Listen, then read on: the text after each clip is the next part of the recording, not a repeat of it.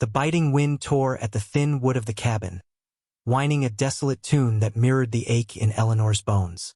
Inside, the fire was a meager comfort, its light flickering over the pale, sleeping faces of her 2 children huddled beneath worn blankets.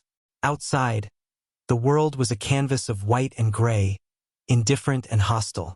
It had been weeks since Thomas died, weeks since his brother, greedy Silas, arrived like a vulture, demanding the land, demanding her surrender.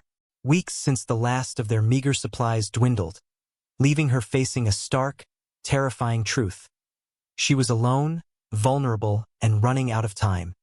Fear was a constant companion, a cold knot in her stomach that tightened with every creak of the cabin, every shadow outside the single grimy window. She was a woman alone in a man's world, doubly cursed by circumstance and the predatory nature of those who saw her as easy prey. Silas had made his threats clear, his eyes glinting with malice. He'd be back, and soon. The few neighbors were either too scared of Silas or quietly agreed she had no right to hold land Thomas had worked. No one would help. Despair was a heavy cloak, threatening to suffocate the last ember of her will. She looked at her children and a fierce, desperate resolve flickered. She wouldn't let them be cast out into this wilderness. Days bled into one another, marked only by the dwindling light and the gnawing hunger.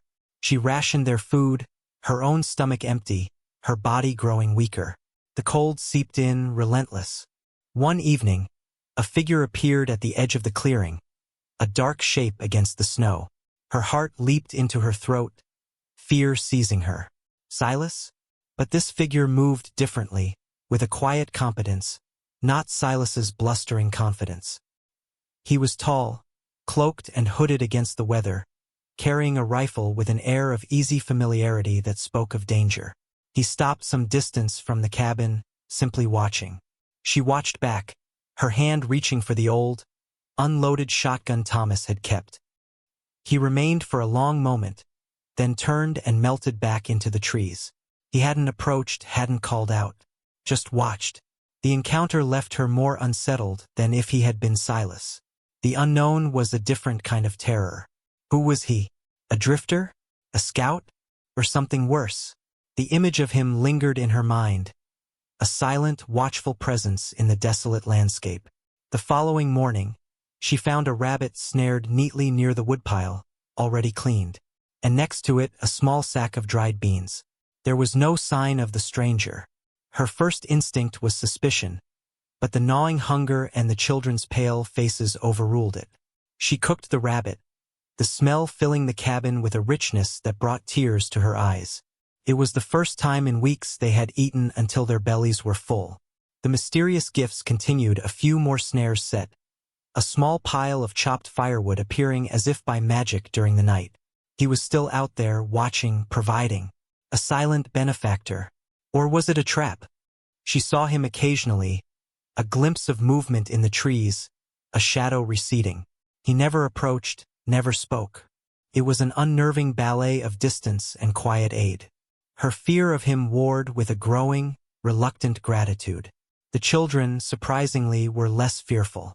They spoke of the quiet man who left gifts.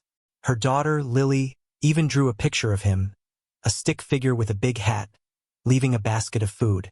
It was a stark contrast to her own trepidation. She remained cautious, sleeping lightly, listening to every sound. But the constant, gnawing despair began to recede, replaced by a vigilant uncertainty. Who was this man who offered help from the shadows? And what did he want? The wilderness was a place of harsh lessons, and charity was rarely without cost. The stranger appeared by the woodpile one afternoon, silhouetted against the weak sun. He was chopping wood with a steady, powerful rhythm. He wore buckskins, his face shadowed by his hat. When her son, Tom, ventured out to stare, wide-eyed, the man paused, looked towards the cabin, then back at the boy. He didn't smile or beckon, but simply returned to his work. It was the longest she had seen him clearly. There was a stillness about him, an economy of movement that spoke of efficiency and a quiet strength. Later that day, when the chopping stopped, she found not just a neat stack of wood, but a small, carved wooden bird left on the step. Lily found it, her face lighting up. "The quiet man," she whispered. It was the first genuine smile Eleanor had seen on her daughter's face in a long time. The simple act of kindness chipped away at Eleanor's icy reserve. She began to leave a small amount of cooked food by the woodpile in return, a silent offering of thanks. The food would be gone the next morning. This unspoken exchange, this fragile bridge built of necessity and quiet acknowledgement, slowly eroded her fear. She still didn't know his name or why he helped, but the aid was undeniable, life-sustaining. The children grew less gaunt, a little color returning to their cheeks. Her own strength, both physical and emotional, began to mend threadbare edges. She started to look not just for threats in the trees, but for the quiet presence that now felt less like a predator and more like a guardian. One cold, clear morning Silas arrived. Not alone this time. He brought two rough-looking men with him, their faces hard and cold as the January air. They rode horses right up to the cabin, their movements aggressive and purposeful. Eleanor stood in the doorway, shielding her children, her heart pounding, but this time, the fear was edged with a new defiance. The mysterious stranger had helped her survive. He had shown her that she wasn't completely alone. "You got no right to this land, Ellie," Silas sneered, dismounting. Thomas was foolish leaving it to a woman. "Get your brats and go," his men fanned out, flanking him, their eyes raking over the cabin with greedy intent. "This is our home, Silas," Eleanor said, her voice trembling slightly, but steady. "Thomas wanted us to have it," Silas laughed, a harsh, ugly sound. "What Thomas wanted don't matter now. What I want does. Get out or we'll make you." The two men started towards the cabin door, their hands on the knives tucked into their belts. Just as they reached the steps, a voice, low and resonant, cut through the tense air. "Step away from the cabin." All heads snapped towards the trees. The stranger emerged, not from the shadows, but walking deliberately into the clearing, his rifle held loosely at his side. He wasn't wearing a hat this time. His hair was dark, his face lean and weathered, his eyes piercingly blue and utterly devoid of fear. Silas's bravado faltered. "Who in blazes are you?" he demanded, but there was a tremor in his voice. "Someone who doesn't like watching weak men prey on women and children," the stranger replied, his voice calm, almost conversational, but carrying an unmistakable weight of authority. One of Silas's men snickered, taking a step forward. The stranger raised his rifle slightly, not aiming, but the movement was fluid, practiced. The snicker died. "This ain't none of your business, drifter," Silas spat, trying to regain his bluster. "This is family business." The stranger's gaze settled on Silas, cool and assessing. "Some families," he said softly, "need protection from themselves." He took another slow step forward. Silas's men exchanged uneasy glances. This was not what they had expected. They had expected an easy target, a weeping woman. They hadn't expected him. The air crackled with unspoken tension. Eleanor watched, her hand now gripping the doorframe, her breath held tight. The stranger had shown her quiet kindness. Now she saw the other side of his nature, the quiet capability, the contained power. This was the man who had watched over them. Silas's face contorted in a mixture of rage and fear. He knew, instinctively, that this man was dangerous, not in the wild, unpredictable way of desperate men, but with a controlled deadliness. His men felt it too. Their postures were defensive, wary.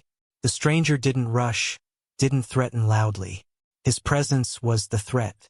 "Get out, Silas," Eleanor said again, her voice stronger now, bolstered by the stranger's unexpected stand.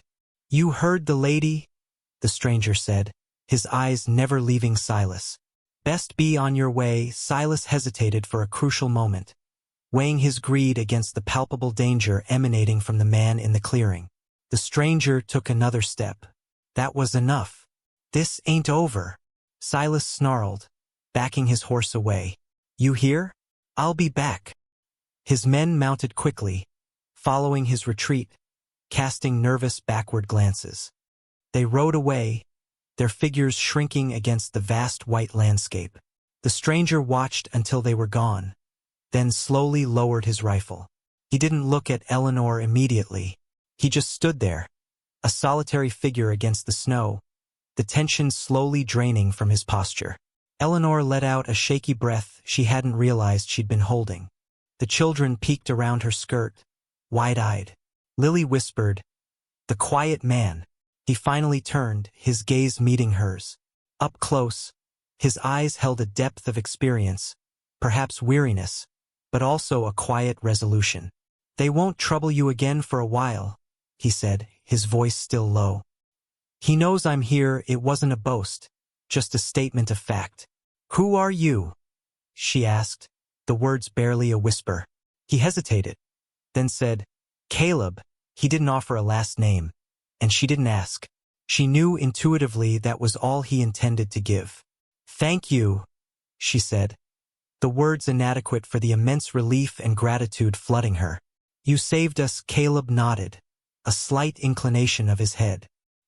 He looked towards the children, a flicker of something soft passing through his blue eyes before it was gone. He didn't stay inside the cabin. He didn't ask for a meal or a place by the fire, though she would have offered anything. He remained outside, a silent sentry, building the fire high at the woodpile, the smoke rising steadily into the cold air. He was an outlaw, she suspected, or something close to it, a man living on the fringes. But he had a code, a quiet decency that transcended the harsh labels society would place upon him. Over the next few days, he stayed close, never intruding but always present. He reinforced the cabin door, mended a broken window frame, his movements efficient and skilled. He taught her how to set snares herself, how to track. He wasn't just protecting them, he was equipping her. She watched him, no longer with fear or suspicion, but with respect and a dawning understanding. He was a man who chose his own path, who lived by his own rules, rules that included protecting the vulnerable. Her world had been broken by strife, by the cruelty of blood relation, and yet, a stranger, an outsider, had stepped into the breach. She felt the shift within her, a hardening of resolve, a shedding of the paralyzing fear. She was still vulnerable, yes, the world was still harsh, but she was no longer helpless. She had learned to survive not just in spite of the hardship, but through it, aided by the quiet strength of another. One morning, she woke to find Caleb gone. No note, no farewell. Just an empty space by the woodpile and the work he had done. He had seen them through the immediate danger, given them the tools and the chance they needed. He had been the selfless outlaw, the unlikely protector who appeared when all hope seemed lost. He left them not with dependence, but with capability. The silence after he left was different than the silence before he came. It was no longer the silence of despair and isolation, but the quiet hum of resilience, of a new beginning built on hardship and unexpected grace. Eleanor stood at the doorway, watching the sun climb over the snow-covered peaks.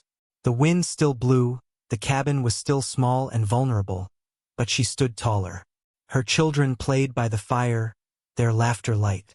Strife had broken the family she had, but it had also revealed the strength she possessed. And sometimes, the fight for what is right, for family, for home, is not fought by those bound by blood, but by those bound by a quiet code, a silent promise of protection in a world that often forgets compassion. She was not the woman she had been. She was stronger, more determined, and filled with a quiet dignity earned in the crucible of fear and saved by the actions of a selfless outlaw.